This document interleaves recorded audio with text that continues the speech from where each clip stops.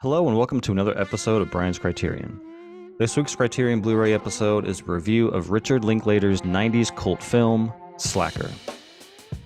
Please hit that like button and subscribe if you're loving these Criterion reviews.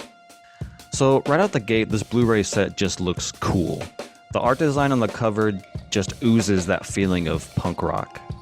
Also, just holding it in your hand, you can see that it isn't a normal Blu-ray case. It's a thick sleeve, which is a sure indication that you're in for a good Criterion set. Sliding the case off the sleeve and opening, you are greeted with a 70-page book, and more on that in a second. The disc has a neat artwork print of a sewer grate, which is just fantastic. And imprinted on the inside case is a list of chapters, all in handwritten form. The 70-page booklet is the highlight of the set. The book contains 6 written essays and reviews. It also includes personal notes from Linklater from pre-production of the film. And across the 6 essays/reviews, you will learn everything from just what the early reviews are. I think there's one actually from Austin. You also, you get to learn how the film gained popularity, how the film got acquired for distribution, and just how we look back on the film today. The booklet contained on the set is like one of the best inclusions I've seen on any Blu-ray set. Now let's talk about the content that exists on the disc. So the special features here I wouldn't say are loaded in the traditional sense, but it's enough to justify owning the Blu-ray. On the disc you get 3 audio commentaries, 1 short film, Linklater's first feature film entitled It's Impossible to Learn to Plow from Reading Books. You get about 15 minutes of casting tape interviews, 20 minutes of a reunion event that took place in 2001. You get a digital treatment of the film from Linklater and deleted scenes. Now, the highlights for me on this set were the casting interviews and the 10-year reunion video.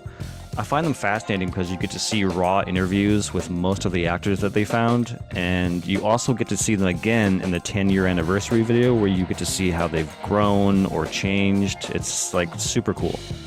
So when I say the set isn't loaded with special features in the traditional sense, what I mean by that is that there isn't much of a making of angle on the set.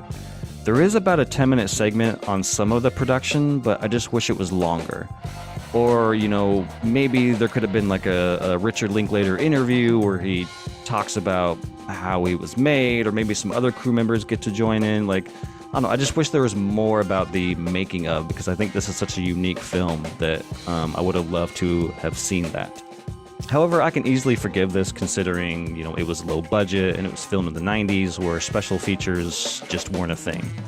All that being said, what you do get on the disc is plentiful, plus you have the 70-page booklet, making this one of the best Blu-ray sets out there.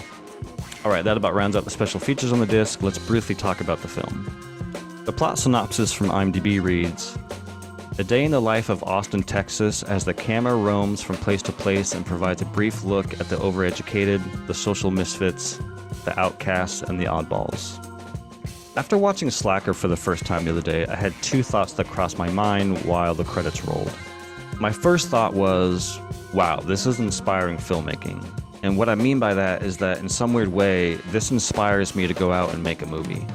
I mean, as any aspiring filmmaker, how can you not be inspired by this movie? It's plotless, it has no actors, and it was made for less than $30,000. That's incredible. My second thought was, even though this takes place in the early 90s, this film could easily be made today and hold the same spirit. I felt a some things never change vibe about this movie. I live in Portland, Oregon, and even today in 2023, these characters look and seem familiar. And that's kind of the beauty of Slacker. It's a time capsule movie containing the vibe and spirit of the 90s, but it also achieves its relevance in today's world. I'm a big fan of Linklater. I haven't seen all of his movies, but I've seen his heavy hitters, and they've always resonated with me. So I was thrilled to finally sit down and watch Slacker for the first time. Now, do I think Slacker is among his best? No. However, it is a fascinating insight into the early career of Linklater. Going back and watching this today, it's very clear how he got to be where he is and how he makes the movies that he would eventually go on to make. Slacker is the building blocks for films like Boyhood or even the Before trilogy. As entertaining as Slacker is, my main problem with the film is that not every sequence works for me. The sequences range from extremely entertaining, hello Madonna Pap smear, to extremely dull. Luckily, most of these sequences don't last long and we move on to the next fairly quickly, But that being said, if I'm being honest, there were a few sequences where I kind of checked out. Overall though, I think the film is fascinating, it's bold, and it's inspiring. And it's unlike anything else from the 90s, that is, at least until Clerks came around.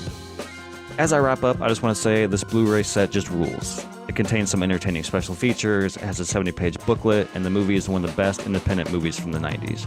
It's definitely worth your time and money. Okay folks, until the next review, I say cheers.